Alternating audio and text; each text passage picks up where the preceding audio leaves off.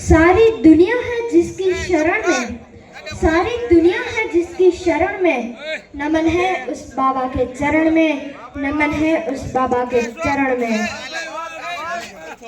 आज ફરી એકવાર આપ સૌ વચ્ચે ઉપસ્થિત રહી મને ડોક્ટર બાબા સાહેબ આંબેડકર વિશે બોલવાનો મોકો મળ્યો છે એ બદલ હું આપ સૌનો ખૂબ જ આનંદ અને હર્ષની લાગણી સાથે આભાર માનું છું।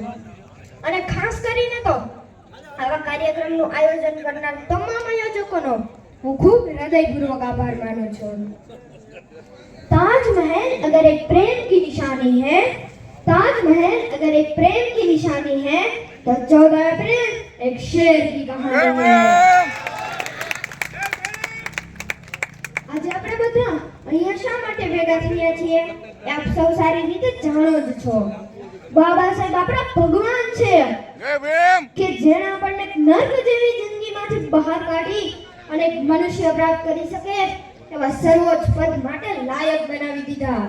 આપણે બધા બાબા સાહેબના કરજદાર છીએ, તો તેમનો જન્મદિવસ આપણા બધા માટે આનંદ અને ઉત્સવનો દિવસ હોય એમાં શંકાને કોઈ સ્થાન નથી।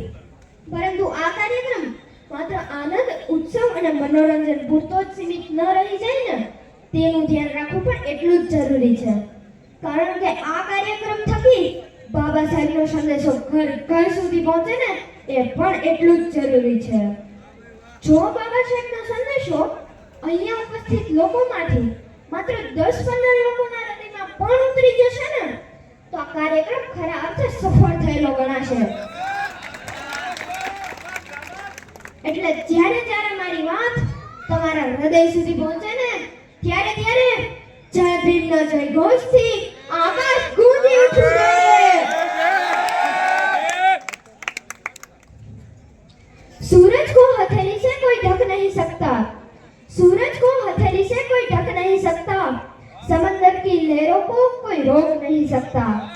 अरे ओ आसमां तेरी ऊंचाई पता है हमें, अरे ओ आसमां तेरी ऊंचाई पता है हमें, लेकिन मेरे भीम की ऊंचाई कोई नाप नहीं सकता।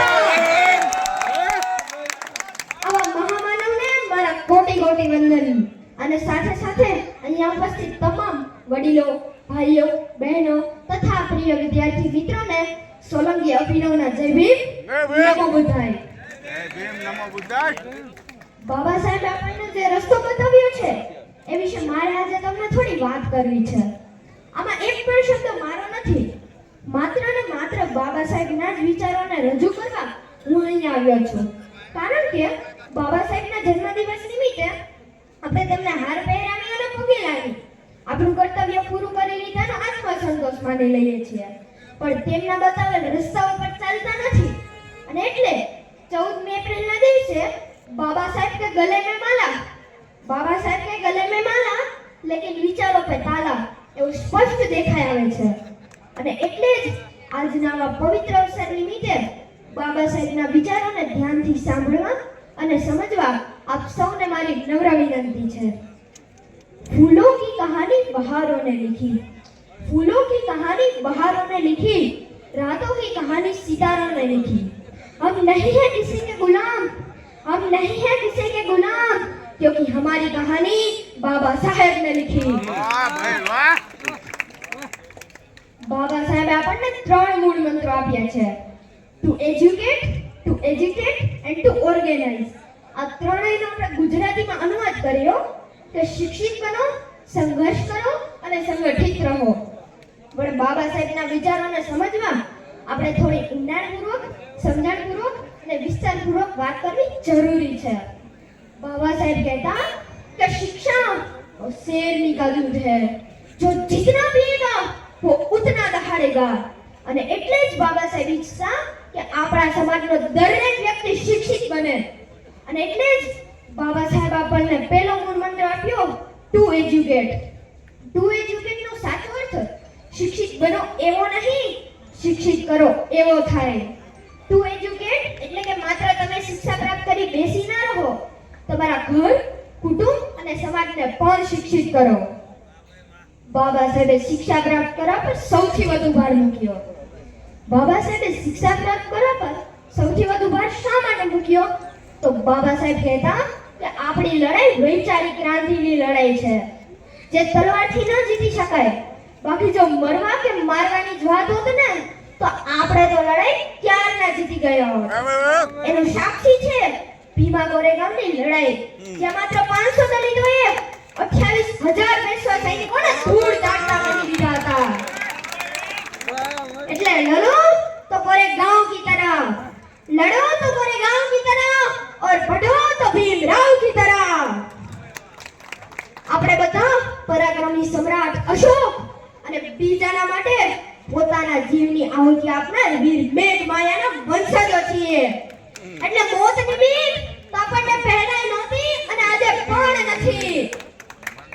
मौत का डर उनको लगता है कर्मों में जिनके दाग है, मौत का डर उनको लगता है कर्मों में जिनके दाग है. अरे बाबा साहब की औलाद है हम बाबा साहब की औलाद है, हमारे तो खून में ही आग है. बाबा साहब ये बात सारी रीते जानता था कि शिक्षा ही वो ब्रह्मास्त्र है जिससे पूरी दुनिया बदली जा सकती है. અને એટલે જ વિશ્વના ઇતિહાસમાં સૌથી વધુ શિક્ષા પ્રાપ્ત કરી બાબા સાહેબ આપણા સમાજની સ્થિતિ બદલી નાખી. હજારો વર્ષોમાં અનેક દેવી દેવતાઓએ અવતાર લીધા, અનેક સંતો અને મહંતો થયા, કેટલાય સૂર્યોએ પોતાના જીવની આહુતિઓ આપી દીધી, પણ તોય તેઓ આપણા સમાજની સ્થિતિ ન બદલી શક્યા. અને જે કામ આ બધા ભેગા મળીને પણ ન કરી શક્યા, એ કામ બાબા સાહેબે શિક્ષા પ્રાપ્ત કરી એકલા હાથે કરી બતાવ્યું. એટલે શિક્ષિત બનો ને શિક્ષિત કરો. બાબા સાહેબ આપણને બીજો પણ મંત્ર આપ્યો, ટુ એજિટેટ, એટલે કે સંઘર્ષ કરો, વિરોધ કરો, આંદોલન કરો. મરી हुई मछली धारा के साथ बहती है, मरी हुई मछली धारा के साथ बहती है, लेकिन जीवित मछली धारा के विपरीत तैरती है. यदि आप भी जीवित हैं तो गलत का विरोध करना सीखे. બાબા સાહેબની આખી જિંદગી સંઘર્ષમાં વીતી, એટલે જ આજે આપણે બધા અહીંયા છીએ. બાબા સાહેબનું જીવન જ તેમનો સંદેશો છે. બાબા સાહેબ કહેતા કે શિક્ષિત થયા બાદ સંઘર્ષ કરો and giving back to your society. પણ હજુ મોટા ભાગના શિક્ષિત લોકો નાની મોટી નોકરી મેળવી પોતાના જીવનમાં ઠરી ઠામ થઈ જાય છે. એટલે આજે આ સ્ટેજના માધ્યમથી હું તેઓને અપીલ કરું છું, giving back to your society. તમને જે સમાજ આપ્યું છે એ સમાજનું થોડું ઋણ ચૂકવજો. બાબા સાહેબ અમને ત્રીજો મૂળ મંત્ર આપ્યો कि जुल्म के आगे तो दुश्मन भी झुक जाएगा, जुल्म के आगे तो दुश्मन भी झुक जाएगा, हौसला बुलंद रखोगे तो वक्त भी रुक जाएगा. बाबा कहते थे कि अगर एकता से चलोगे, बाबा कहते थे कि अगर एकता से चलोगे तो इंसानी क्या आसमान भी झुक जाएगा. એકતામાં અતૂટ શક્તિ છે. એટલે જ બાબા સાહેબે આપણને ત્રીજો મૂળ મંત્ર આપ્યો, ટુ ઓર્ગેનાઇઝ, એટલે કે સંગઠિત રહો. એકબીજાના વિરોધમાં નહીં પણ એક સાથે રહી કામ કરો.